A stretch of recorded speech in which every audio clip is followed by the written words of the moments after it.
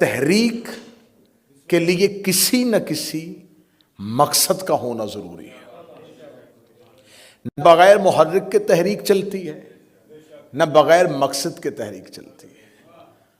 محرک نہیں ہوگا تو تحریک کون چلائے گا؟ مقصد نہیں ہوگا تو کس لیے چلائے گا؟ پھر اس مقصد کو پانے کے لیے اگر کوئی قربانیاں دی جاتی ہیں تو وہ قربانیاں ذات کی نہیں ہوتی، مقصد کے لیے ہوتی۔ بچوں کو سمجھانے کے لیے آسان مثال دوں کہ جب پاکستان کو علیحدہ ملک بنایا گیا تو یہاں محرک تھا قائد اعظم، مقصد تھا آزادی، اور تحریک تھی تحریک پاکستان۔ پھر اس تحریک کے اندر جتنی بھی شہادتیں ہوئیں، جتنی بھی قربانیاں ہوئیں، انہیں یہ نہیں کہا جائے گا فلاں شخص کی قربانی، فلاں شخص کی قربانی، انہیں کہا جائے گا تحریک آزادی کی قربانی۔ جناب سیدہ نے رسول کے فوراً بعد ایک تحریک کا آغاز کیا۔ میرا خیال ہے کہ آپ انتہائی عمدہ طریقے سے سن رہے ہیں، تو یہیں پہ نتیجہ دینا چاہیے۔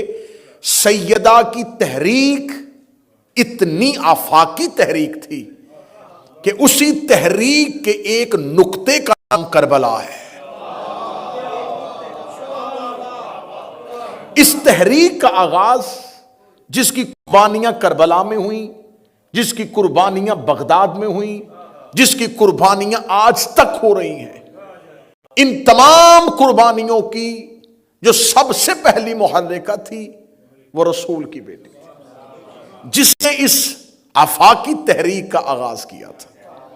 تو آپ ایام فاطمیہ میں جناب سیدہ کی مظلومیت سن کے ماتم کر کے تحریک سیدہ کو اتنا مختصر نہ کیجئے گا کہ سیدہ کی تحریک گھر سے لے کے دربار تک تھی۔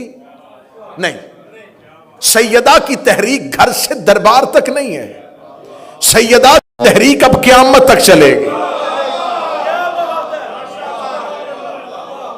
تو اب جو بات میں نے پہلے کہی، غیر شیعہ نے تو سیدہ کے مقصد کو سمجھا ہی نہیں، انہوں نے تو سیدہ کی اس تحریک کو مانا ہی نہیں، لیکن جنہوں نے سیدہ کو مانا انہوں نے بھی تحریک کو مختصر کیا۔